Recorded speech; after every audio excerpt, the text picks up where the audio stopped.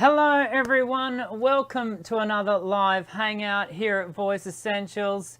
It's Monday, 1 p.m. Australian Eastern Standard Time, and so that means we're going to get to hang out together for the next 40 to 50 minutes. And today we have got a special guest. It's been quite a number of weeks since we've had a guest come onto the show, mostly due to the tech issues that we've been having in the running of the show. And if you've been watching for any length of time, you know that that's an ever constant challenge. But I have a growing confidence that that's all going to run very smoothly today, and so that'll be good. I wanted to, just before we bring Samantha U'Ren on, and I'm actually going to get Samantha to double check my pronunciation of her last name, but we'll get there in a second. I wanted to let you know, because so many of you watch this show as a replay. Some of you who watch the show live also then go on to watch the show again as a replay. I got an email from Linda. Many of you know Linda, our moderator. And Linda is such a valuable member of our community. And Linda last week, she messaged me, she said, would it be helpful if I sent you the time codes and sort of created chapters and reference points that we could put into the description of the live shows, so that we could, so that people, when they're watching the replay, could easily find what they're looking for? And I said, oh, Linda, that would be amazing. Here's the thing. Linda has not only already done the last two that we've done, so last week and the week before, the Q&A. And not only is she going to do them going forward, so she'll do today's, but she's already started backdating right back to the beginning of this year. Linda, as a community, thank you for all that you do. Now, here's the thing. The way the whole YouTube live show thing happens, as far as the YouTube platform goes, Linda won't be able to do those time code edits until about 24 to 48 hours later after the show. So I'm just letting you know that they won't be up immediately. You won't hop off at 2. We won't finish the show at 2 o'clock and we'll have put the time codes up. It cannot happen that quickly. However, we will have them up within 48 hours, and all thanks, all of the thanks for that goes to Linda. So thank you, Linda. We're here at in the live show. We've got this growing community of people who join us every week. And, up to 500, sometimes as many as 600-700 people watch the show over the space of a week, which is just really fantastic. So if you love the show, hit the thumbs up, and let people know. Let your friends and your family who are interested in singing specifically, let them know about the show so they can join in all of the fun. Talking of fun, our guest today, she's going to be a lot of fun.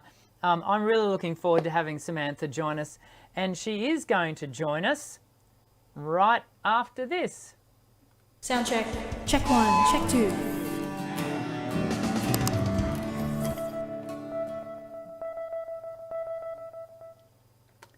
Hello, Samantha. Hello, how are you? I'm good. It's so good to have you on the show. So let's clarify. How do we correctly pronounce your last name? Definitely not U'Ren. Not U'Ren? Is it U'Ren? U'Ren. U'Ren. Yes, it did. I actually usually do pronounce it U'Ren, but it did slip too quickly out of the tongue, didn't it, before? I'm pretty used to it. Are you? As a singer, I did change my last name to Du'Ren. Du'Ren. I often would get introduced as Samantha U'Ren, and then people would laugh and. I'm just gonna see if we can get a little bit more volume. I was actually having a little bit of a giggle looking at the comments. Some of the comments were someone said that Samantha reminds them of Frozen when Olaf is Samantha. Samantha. They were having a little bit of a joke about that in the comments there. Oh, very good. Yeah, we do get some funny things stated in the comments, which would be good. Samantha, we probably should disclose, you and I have known each other for a few years now. We sat on a panel together. Was it the 2018 ANATS National Conference? I think that's correct. I knew who you were before then, though, as I had been watching your fantastic videos. Oh, that's very kind. But yes, that was the first time that we actually did meet each other, and we were on a panel together. I can't even remember what the panel was about now. I was about to ask you, and because I was racking my brain last night to thinking, okay, I've got Samantha on. Now we sat on a panel together. What? I think I can remember. Dysphonia or something? Well, I remember I talked about vocal health and talking to the idea in my part of it, because we were like 4 people on a panel, and my point was to talk about vocal condition and allowing the singer to be a significant contributor to nominating that, as opposed to us, the all-powerful, telling them what their vocal condition is or isn't, or how good or good. Anyway, what was yours about? Can you remember? I think it was probably vocal health. I was on a few panels that weekend, but it wasn't the aged voice one. No, it wasn't the aged voice one. It might have been like vocal health. I think it was a vocal health panel. Yeah. Anywho, the reason you were on the panel is because you are, not only are you a singer, not only are you a singing teacher, but you are a qualified speech pathologist. And we do have to use the word pathologist here in Australia because that's part of the regulation. Tell us a little bit about your journey. I just want people to get to know you a bit, because today what we're going to do, everyone, is we are going to deep dive into talking about a whole range of things around vocal health. This is going to be really informative, because we're going to kind of attack's possibly the wrong word. We're going to talk to some of the myths that we singers come into contact with, mostly in the green room, and they're mostly shared by other singers. But before we do, Samantha, tell us a little bit about your story and how it is that you come to be multifaceted in your expression of voice. Well, I guess, I always loved singing from a very young age. I think I started out playing Gretel and The Sound of Music when I was 12 in my high school. And then I started having singing lessons and followed that journey for many years, did my Bachelor of Music at Melbourne University Conservatorium, and worked for the opera companies in Melbourne, Victorian Opera, Melbourne City Opera, and chorus with Opera Australia. And as much as I just loved singing, I just felt I wanted to know more about the voice. And, it's very hard being a singer, so I wanted a bit of a backup. So I started studying speech pathology, and it's a very popular thing for singers to do now, but unfortunately the voice jobs are rare. So I after I finished my speech pathology degree, I went overseas and I worked in London with Tom and Sarah Harris, who are an amazing team over in London. But believe it or not, I am literally halfway through reading word for word the Voice Clinic handbook. Yes, that they wrote. Yes. Yeah, which they wrote. Yes.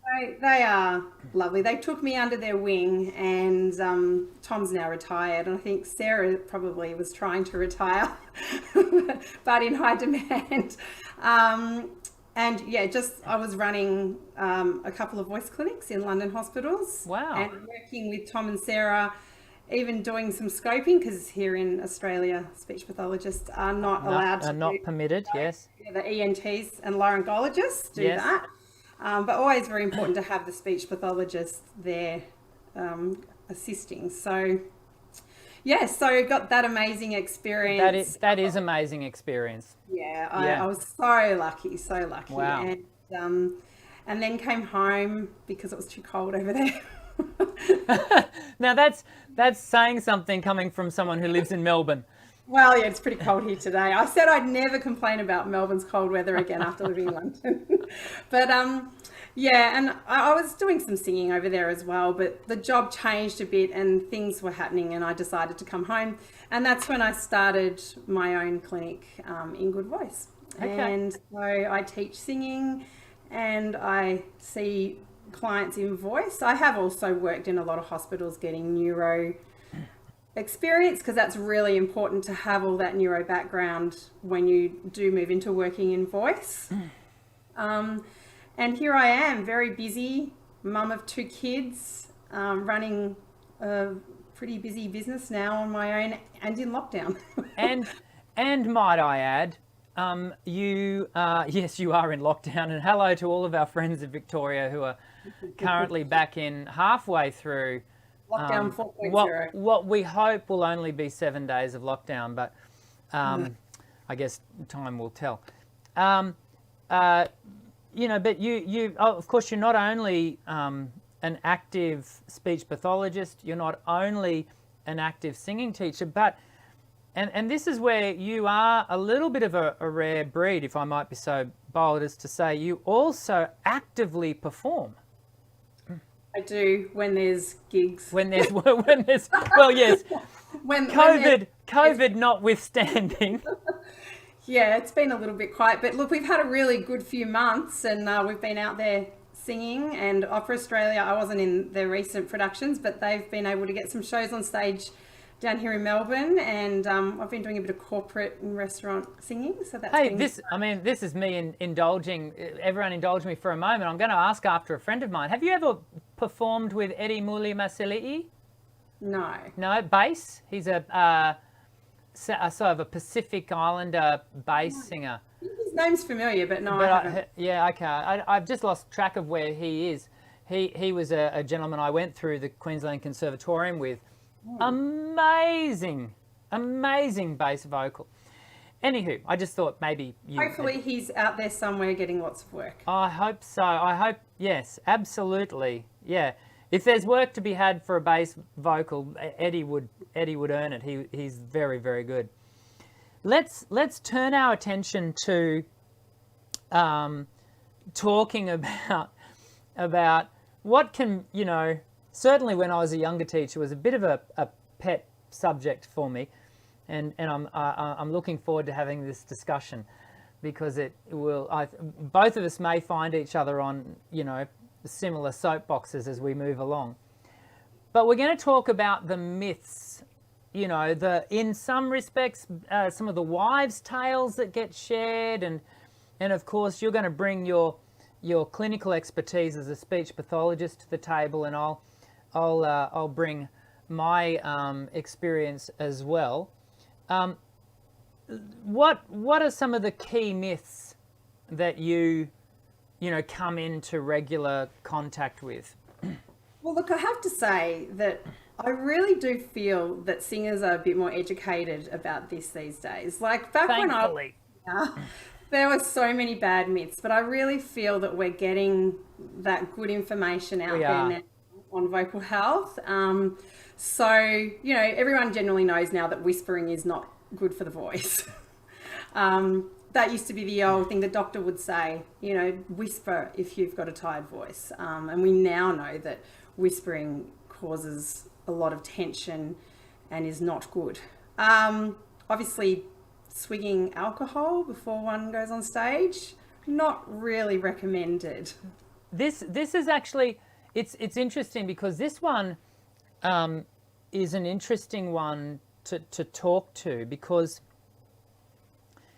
it so often is, certainly in the contemporary sort of space, the commercial singer space, it's a cultural thing to get a bar tab, and as the band gets a bar tab, and that's a part of the gig, and and so the singer will find themselves getting a jug of beer or a carafe of wine or what have you, and that's sort of part of the payment. And to not take advantage of that is kind of to forego some of the very reason you're working After the gig. And so that's often what I'm saying as well, but I think it's one that we continue to have to educate singers about, certainly in the contemporary space. Well, I think the thing that would concern me if I did that before I went on stage is that I'd probably fall over or walk into part of the set. You know, not a good look. With some of the singers that I teach, that actually might work for them. And help, obviously it affects your memory and remembering Yeah. lines and words and things like Yeah. that. But we do know that alcohol, of course, is very drying. Yes. But I think probably the biggest myth still going around is I just see singers constantly drinking water before they're about to go on stage. And I just don't know how many people really understand the anatomy and physiology of the voice, and knowing that that is not going on the vocal cords. And if it is, you're in trouble. You're on your way to aspiration. So, there's been a lot of information recently about hydration and how quickly it takes to actually hydrate the vocal cords and hydrate the body, and steaming and inhalers and all those kinds of things. But we do know that when we're drinking water, just as we're about to walk on stage, it's going to obviously hydrate your mouth and stop you getting that dry mouth, dry tongue, but it's not going to go anywhere near your vocal cords. And you need to have consumed that water probably 24 hours before. Now that's an update to my understanding. So I certainly I'm constantly encouraging singers to sip throughout the day, 2 to 3 liters. But it's a sipping, it's a consistency. My understanding, and please, before, not just 2 hours before. Absolutely, update me. Because my understanding to date is that it takes 20 to 30 minutes for that water to assimilate into the bloodstream, which is ultimately what hydrates the vocal folds. But you just gave the instruction of around about 24 hours. Educate us in that space. Well, there's actually a little bit of controversy about this at the moment, and it's quite complex because it depends what you're doing. If you've been obviously doing a gym workout that night before, then you're going to have sweated more and you're going to need more hydration than if you've just been sitting teaching an online singing lesson. So it's going to vary. It depends on what kinds of foods you're eating. And everyone's individual, right? Yeah. So some people need more water than others. And I know that if I drink too much, then halfway through my scene, I'm going to need to run off to go to the toilet. So I think it's about knowing your own body and knowing your own voice. And they do say the sign of good hydration is if your pee is clear. Sing, what is it? Pee clear, sing clear was the old adage. Unless you're on vitamin B tablets. Unless, yes, which I often am, in which you get that fluorescent yellow. Yeah. So I don't think there's any hard and fast rule. I certainly couldn't say exactly, yes, you should drink, 4 hours before. There's some suggestions that water can get into your system and hydrate you 4 hours before. That might work for some people, as I said, but if you've been to the gym doing a lot of activity, then you probably would need more water. I think what we can pretty reliably tell everyone is that you need to achieve a consistent hydration level that your body maintains. Yeah. And you don't achieve that by simply swigging a 600 ml bottle of water immediately before you walk onto stage. Yeah. That is literally, your body will not retain that. Your body will literally let that go straight through. And hence you'll be running off to the toilet mid-set. But I do, let's just quickly talk to why, because there may be some people watching thinking to themselves, but it feels good when I have that drink, it feels good, so, and that's I think what has perpetuated the myth around water. Do you want to talk to that as to what is it about, and what is it about the swallowing of water that helps? Well, I think obviously when you're swallowing, then, the larynx is rising, vocal cords are closing, all of that, and it's actually moving the larynx if you're feeling a bit tight. Yeah. But obviously just, we often get a dry mouth when we're nervous before we go on stage. So drinking water is going to be better than sucking on a butter menthol. Which is a great segue, isn't it, into let's talk about some of these products. We'll stop short of naming any, Yes. because there are a number of products that are sold on this idea that they're going to help you sing better. What are some of the things that you've noticed singers doing over the years with? Well, I mean, if we start at the beginning and then work up to the big one at the end. Okay. I think avoiding anything that's got too much menthol in it. I think this is getting out there now. Being aware that if something is actually clearing up anything in your nasal passages, like antihistamines, things like that, it's also going to dry the mucosa in your throat. So that's going to make you certainly dry. So you have to weigh it up. If your nose is pouring, then you need to obviously fix that, but be aware that it's also going to dry out your throat. I find, just on that little point, because I have significant allergies, and so I find by taking a topical nasal spray as opposed to a tablet, which is holistic in its effect, I'm able to mitigate the drying effect. It doesn't eliminate it, because obviously when you spray stuff up your nose, it's distributing through the pharyngeal wall. But I find it helps. Have you noticed the same Depends thing? what you're spraying up your nose, doesn't it? And I think again, Yeah. I've got a friend who says that she must have a fisherman's friend in her mouth while she's singing. That helps her, but other people would say that would it doesn't help. Yeah. So I don't think there's one hard and fast rule for every single person. But if you're coming to the speech pathologist saying, my voice is drying out and I'm sucking on cough lollies all day, well, then the first thing I'm going to say to you is stop sucking on the cough lollies. So it's about knowing your own voice and trying things, I suppose, when you don't have big gigs, trying to see what works. Things like Fess and any of those saline type solutions can work, but there's also a new nasal spray out at the moment called Demista, which is a steroid nasal spray. Yeah. Again, let's move into the steroids, shall we? Shall we? The big one. Yes.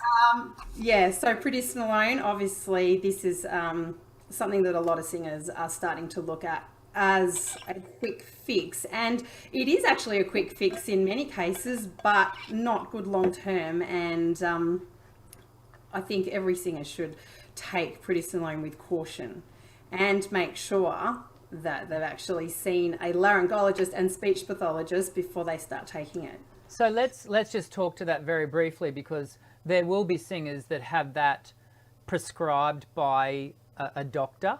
Mm-hmm. And we have to be very careful to always play second to a person's family medical practitioner.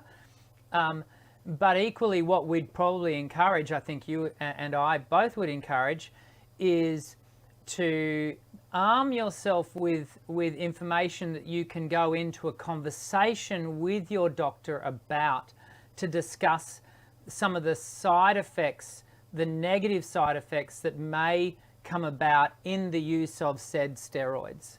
Yes. And just to be aware that, doctors are great, but they are general practitioners. They're not going to necessarily know all the effects that it's going to have on the voice. Yeah. Which is why you would see a laryngologist or a speech pathologist who specialise in that area. So obviously, steroids, it's a very strong anti-inflammatory. So if you have got swelling on the vocal folds, usually from a upper respiratory tract infection, it is going to reduce the swelling on the vocal cords. But things that you need to also be aware of is that steroids give you this high where you feel like you have so much energy and that everything's fixed, and then you have a massive crash afterwards. And what goes up must come down. Yes, and that's vocally as well. And they also suppress your immune system. Yeah. So, the illness can last longer or be worse. But the biggest thing I think we have to be aware of is that it can actually increase the risk of a vocal fold hemorrhage if there is a tiny bleed or any chance there that there could be a bleed, taking steroids can actually increase that, and it makes reflux worse. So if you've got reflux, then taking steroids could potentially make your voice worse. Let's talk to reflux in a second, but just on the point of vocal fold hemorrhage, do you want to just make a comment around the use of ibuprofen and aspirin? Yeah. So I guess any medication that's a blood thinner is going to increase the risk of vocal fold hemorrhage being ingested into your system, into your bloodstream. So we always say, you know, paracetamol is fine, but anything that numbs your throat and anything that's a blood thinner really should be avoided, especially before performing. Yeah, I always say, look, there's a reason why your body has evolved and is designed with pain. And that is, pain is a really important indicator that you should stop. It's telling you something's not right. Yeah, it's telling you something's not right. And with our instrument being internal, it's always so important to make sure that you're listening to your body, that kinesthetic awareness that we have, that hopefully you're developing as a singer, that sensory awareness of your voice, that you listen to that, because it's often telling you some really important things. Yeah. And unfortunately, I was reading some articles just the other day. There's been some talk that on Broadway especially that there's a bit of an overuse of prednisolone, and that singers are taking, you know, music theatre singers are doing 8 performances a week. And they know that if they step off that stage for one show, their understudy is going to step up into it, and they could potentially, you know, risk their role. Yeah. Now, case in point, I don't know if you can see that on screen, but Mackenzie Kate, who is one of our regulars here at the channel. Hi, Mackenzie. She's actually noted that Jonathan Groff's last week of Hamilton, this must be in the US, I would dare say, Mackenzie, because Hamilton's showing in Sydney at the moment. He lost his voice and had to get a cortisone shot in his behind. I didn't realize. It's still going to reach the same spot. So, but I would say that he, being a professional singer, would have sought the right advice. That would have been given on a laryngologist and speech pathologist advice. Absolutely, and generally when those decisions are made, they're being made within the context of very, very significant commercial responsibilities. And as you point out, Samantha, they're generally being made under the direction and very close review, constant review of a laryngologist and a speech pathologist. That's certainly what we'd hope. And they're saying that you shouldn't really take them more than 2 to 3 times a year. Yeah. Because long term, you're increasing your risk of diabetes, heart disease, cataracts, skin breakdown. You know, it's that quick fix now, but you know, they also can drop the pitch of the voice permanently. Yes. So, Yes. These are things permanently, everyone, hear that? Permanently. We can't get it back. Now, obviously, so if your doctor, you know, directs you to a laryngologist and your laryngologist says, yeah, okay, let's do this as a one-off, that's okay. But if, you know, we don't want to get into the habit of constantly fronting up and, you know, because sometimes, you know, the UTRI, the URTI, sorry, you know, there's nothing we can do about it. We've just caught a cold or the flu or what have you. You've just got to rest. But sometimes some of the reasons for our inflammation are due to our own doing. And it's a matter of, you know, learning what is it that I'm doing. Is it because I'm overdriving the voice constantly that I've got this inflammation? It's not a URTI is an upper respiratory tract infection, is what that stands for, everyone, is not always the smoking gun. No, and that's right. And I think sometimes, in the case where singers are taking prednisolone, it's just a band-aid. They're not actually dealing with the underlying Yeah. problem, which could be many things.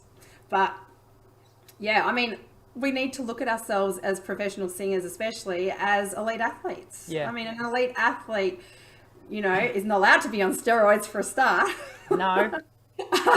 But I have, just on that point, I have wondered, will we arrive at a time where, we unfair advantage. we have singers who are, who are being drugged? I don't think we will, but it's an interesting point, isn't it? Because these drugs do enhance performance.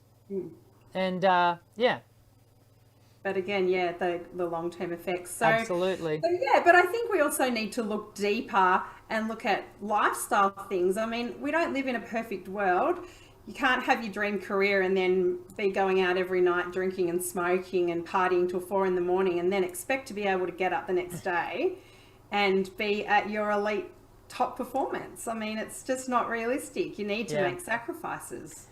We do. As athletes do. Absolutely. And it comes down to, how much, what does this singing thing mean to you? And in some cases, because for some people it is their income stream, and it's a matter of you recognizing that some of the things that you may be doing on a lifestyle basis, on a lifestyle level, are having a significant detrimental effect on the condition of your voice.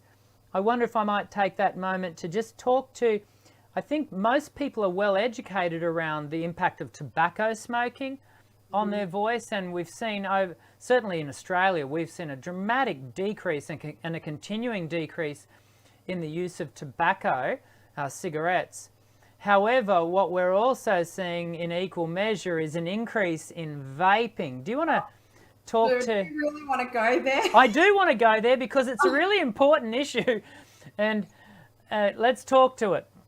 Look, I mean, I don't know a great deal about this area because it is quite controversial, but look, my belief is that anything that's unnatural, that's being inhaled into the lungs, passing through the vocal cords, is not going to be good for your voice. And I think the problem with vaping is that, there's a lot of cheap products on the market. You don't know what you're inhaling. So... Could not agree more. Absolutely. We are designed to inhale a mixture of oxygen, nitrogen, and carbon dioxide. Anything that we add to that. And this actually includes fog, stage fog, which is just, and no matter who tells you that it's all right, it's no longer the oil-based, it's the water-based one. No, it is a foreign substance that is coating the surface of the vocal folds, and it is likely, and I don't want to be too categoric in my statement, but it is likely to have a significant effect on you vocally. Well, I know as a asthma sufferer that when I'm on stage and there's stage smoke, I really do suffer to sing. And I know it's a stage effect, but it's very hard on the singers. Yeah. One thing that I have found helps me in those scenarios, and you'll have found the same thing, is steaming. Just to help wash the gunk away, I find is helpful. It's not the silver bullet, but it's helpful. Look, I'm a huge advocate for steaming, mostly because of my own personal experience. Steaming has saved me and gotten me through performances. I think I was playing Carlotta in Phantom of the Opera. I was 12 weeks pregnant and I couldn't take any medications except Panadol, which was probably a good thing. And I was just on the steamer. Now, there's conflicting research about steaming now, saying that you shouldn't change the humidity, temperature, and the little vaporizers, mist vaporizers are better. Again, see what works for you. I find the little vaporizers actually make me cough, and I do prefer the steam. I like the feeling of the warm steam, and I do find that steam has helped my voice, and a lot of my patients report the same thing. But you should give a little bit of time between steaming and going on stage, just because of that humidity and temperature change. Yeah, and in fact, I always typically, and I know there is a differing opinion on this, and I find myself leaning people towards only ever steaming post-performance. One thing that I have done myself, and I've encouraged students to experiment with, is actually putting some mixing like a teaspoon of Himalayan rock salt into the water, and it seems to soften it a little. Have you had any experience with that? I haven't heard about that one, so there you go. You might have invented something new there. No, I can't claim it. No, it's not mine. I guess it would make it a bit like saline solution. It does. It actually in the vaporizers and those little handheld mist humidifiers. So that is the effect. But it also, my experience has been and it's hard to sort of describe, but the way I would describe it is it kind of feels like it softens the water, and yeah, I find that it takes the sensation or the sensory experience of it to a different level. So talking of Himalayan rock salt, let's talk natural remedies, shall we? Yes, let's. So I actually did a study with speech pathologist Cecilia Pemberton. Wonderful speech pathologist up in Sydney, and she works for Voice Care Australia. And we actually teamed up and did a questionnaire where we actually questioned, I think we got about 400 singers from around the world and Australia of all different eras and styles, and asked them what they're taking when they're sick. And it was very interesting. I'm interested. Did you fill out my survey? Do you remember doing it? Look, my participants? as you know, Samantha, when you're in the certain circles that you and I are, there possibly isn't a week or two that go past where you don't have another survey come through that you're filling out for some student somewhere. So I possibly did. So what we actually found from the main thing that actually prompted me to do that study was, and you will be able to relate to this, and we will get to the natural remedies, but is how many singers ask for advice about their vocal health on Facebook. Really? There's so many singers like, I'm sick, what do I take? What do I take? And look, some of the advice that they get is good, some of it's terrible, but how do they know which is the good advice and which is the bad advice? So we did a study to see, what advice singers were giving each other and what advice they were taking and what remedies they were taking. And one of the things that really shocked me is that there just seems to be this misconception that if something is natural, that it's safe and they can take as much of it and mix it with whatever. Now, there are some fantastic natural remedies out there, and I'm not dissing natural remedies at all, but I also think that there's a lack of research in that area. And I think if people think that, I can take heaps of garlic and mix it with, marshmallow root and put it with horsetail, and some of these remedies actually do have a blood thinning effect. And can affect the voice, and there hasn't been a lot of specific studies done on how natural remedies affect the voice. Well, there haven't been a lot of peer-reviewed studies that have looked at natural health products in general in regards to anything and how they affect the body. And as I said, I'm not at all putting down natural products because there are some fantastic things, and I take them myself. Yep. But I just think there's a lack of knowledge of what should be mixed together. And some of the witches' brews, as I call it, that were coming out in that survey were scary. Yeah. And certain things that we do know that are damaging on the voice were being ingested. Things like colloidal silver. That is topically, but I wouldn't be recommending that anyone actually ingest that. Yeah. So I think there are, I can actually put some references up for you to share. There is voicedoctor.com. I think they've got a page there with some research on natural remedies and how they can affect the voice. That would be good. Yeah, if maybe you can send that to me afterwards and we can put it in the description. So I think we just have to be cautious about everything we take.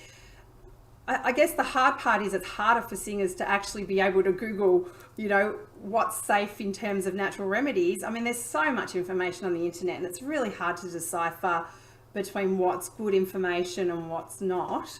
But I think we all just have to get rid of that thing in our head that it's safe because it's natural. That's not always the case. Yeah. Not always the case with pharmaceutical either.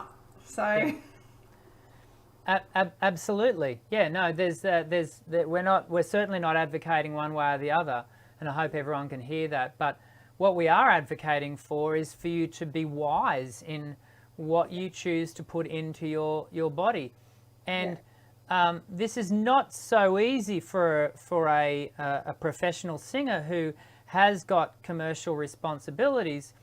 But, there are times when the quick fix is not actually putting something in your mouth. The quick fix is actually silence and vocal rest.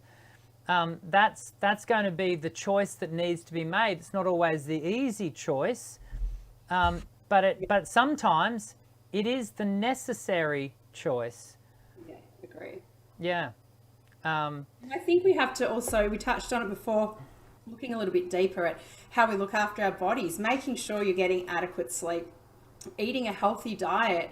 Shall we talk about reflux? Let's talk about reflux, because in doing so, I think we can talk a bit to diet and just unpack that a little, because reflux is something that both you and I have a lot of personal experience as well as professional experience with. So let's talk to that. Well, as we know, there's two types of reflux. There's GERD, which is gastroesophageal reflux disorder, and then there's laryngopharyngeal reflux, where the stomach acid is actually coming all the way up to the vocal cords, often known as silent reflux, because often you won't get that heartburn and that sign of reflux, but the signs will be a hoarse voice, weakness in the voice, feeling of mucus in the throat, needing to throat clear all the time, voice just isn't performing as well as it usually is. So yeah, it's a problem. A lot of singers, I see a lot of people, yes, there are some places saying it's being overdiagnosed, but I do see it a lot, and I experience it myself. So yeah, and it really has got to do with diet and when you're eating. And we also know that upper esophageal sphincter does get weakened from singing and pushing up. Yes, the intrathoracic pressures of the diaphragm, and yep. Look, ultimately what we want singers to be able to do is manage their reflux. If reflux is an issue, and like you, Samantha, I see the evidence of LPR in a lot of my not all, but there is not a week goes past where I haven't had 2 or 3 conversations with students about laryngopharyngeal reflux.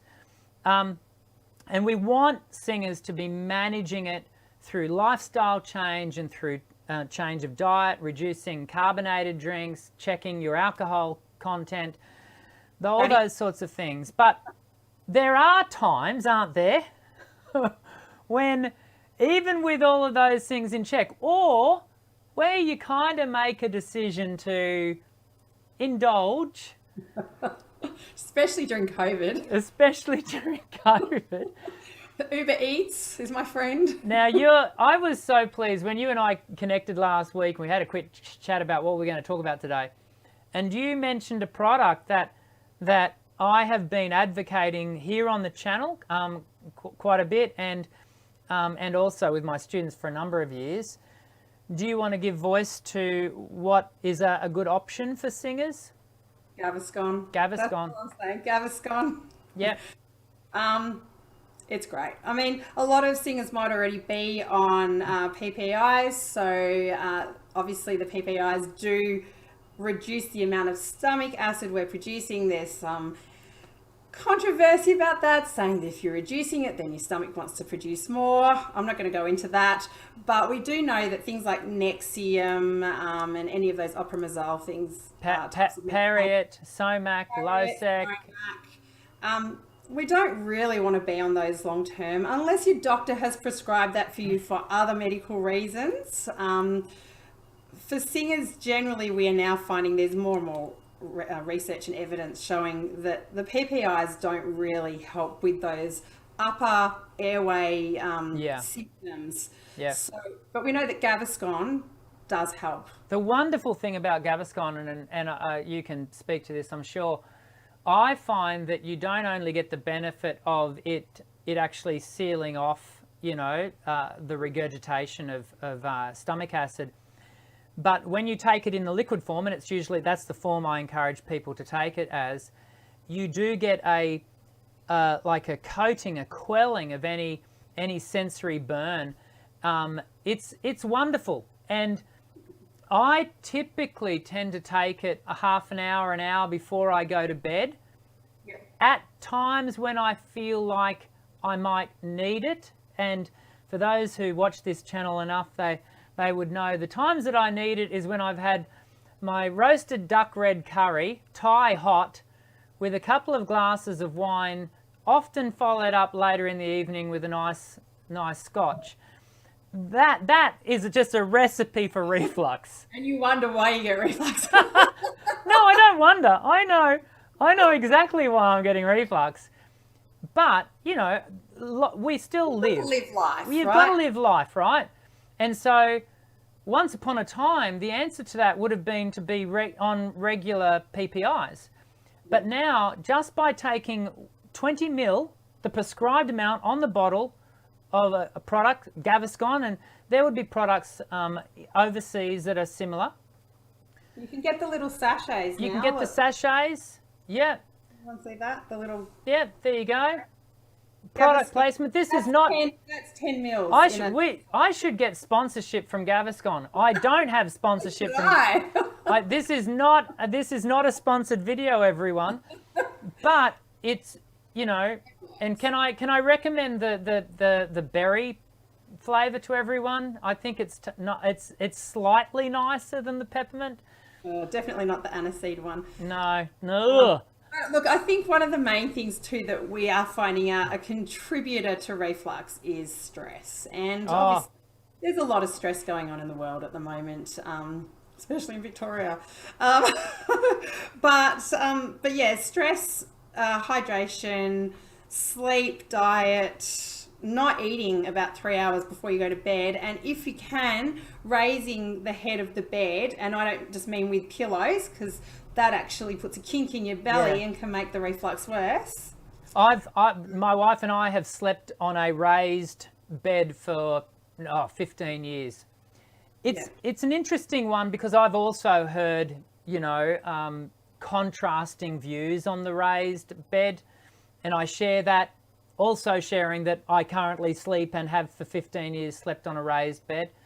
And I think you would advocate, as I would, try it. If you feel like you get benefit from it, then great. But again, if you think you're getting reflux, laryngopharyngeal reflux without that, without the heartburn, the biggest sign for me was that every morning I would just wake up, just like so much phlegm, mucus in my throat, and then obviously that was creating a hypersensitivity in the throat, creating a cough. Coughing and throat clearing, as we know, is damaging on the voice, and it just becomes a negative cycle of voice abuse. And Gaviscon is also because, in fact, Linda, our moderator, I gave her the suggestion of trying Gaviscon for what I said in a number of shows back was the 30-day cough. Actually, ENTs and laryngologists refer to it as the 100-day cough. I misspoke, but the 100-day cough being basically a reflux-induced cough post cold and flu. Yes. And Gaviscon is a great stopgap. It actually helps to helps everything heal up so that you can interrupt that cycle of cough. We can't be on Gaviscon every day 3 times for the rest of our lives. No, we can't. So if you do really feel that this applies to you and you think you're getting reflux, do go and see a laryngologist and speech pathologist. They will be able to advise you as to what to do. They might recommend a course of strict Gaviscon and all the things that we've suggested. And then perhaps, you might have to go and have a gastroscopy or investigate as to why you're getting such bad reflux. Yeah, I'm so glad you interjected that, because none of what we are talking about here is to be taken as direct advice to you or medical advice to you. We are giving very general information that you would then take to your healthcare professional and have further discussions in keeping with your very specific health needs. So don't go and apply these things, absolutely. I just saw Linda make the point, say, no way, 100 days is too many days.